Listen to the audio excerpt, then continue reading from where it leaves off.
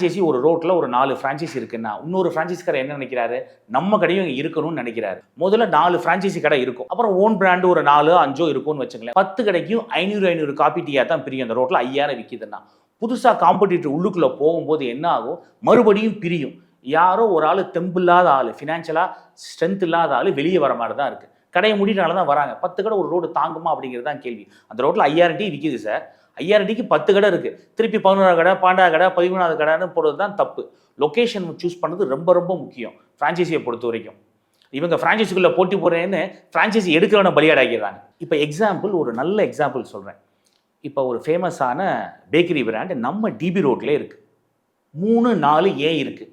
வேற கடைக்காரன் திறந்துடக்கூடாது. ஒரே பிராண்டு, இந்த பக்கம் 2 கடை இந்த பக்கம் 2 கடை தேவையா?